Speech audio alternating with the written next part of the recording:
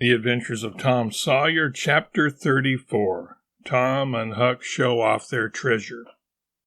Written by Mark Twain in 1876. Read by Clay Shannon in 2020.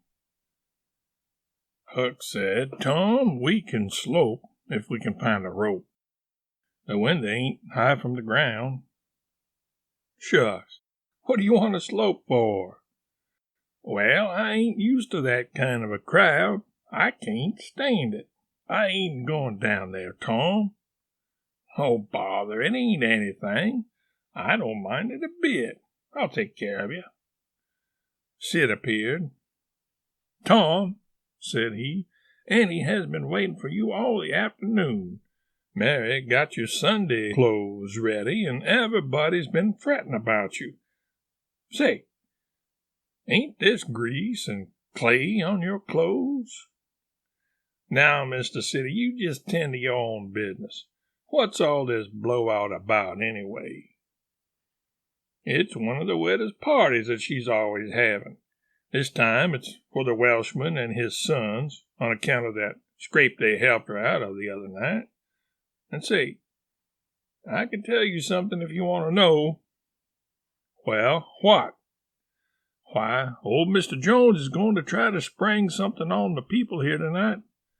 But I overheard him tell Annie today about it as a secret. But I reckon it's not much of a secret now.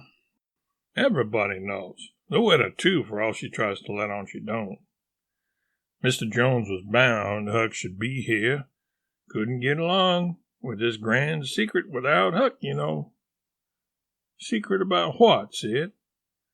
"About Huck tracking the robbers to the widow's. I reckon Mr. Jones was going to make a grand time over his surprise, but I bet you it will drop pretty flat." Sid chuckled in a very contented and satisfied way. "Sid, was it you that told?" "Oh, never mind who it was. Somebody told, that's enough."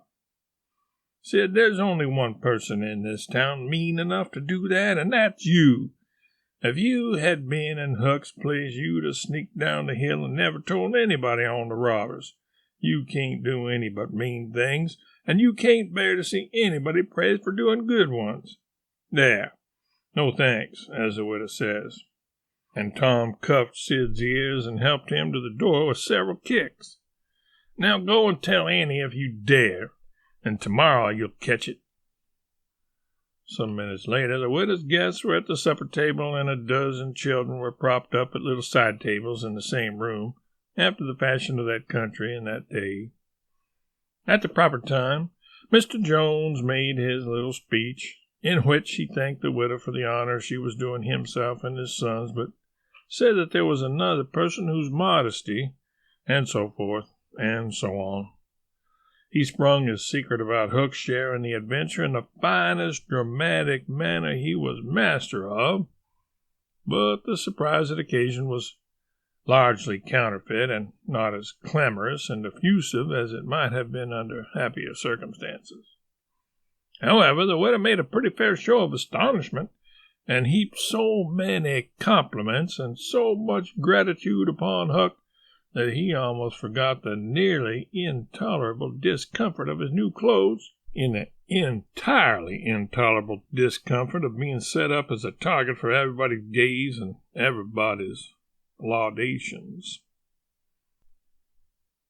The widow said she meant to give Huck a home under her roof and have him educated, and that when she could spare the money she would start him in business in a modest way. Tom's chance was come. He said, "Huck don't need it. Huck's rich." Nothing but a heavy strain upon the good manners of the company kept back the due and proper complimentary laugh at this pleasant joke, but the silence was a little awkward.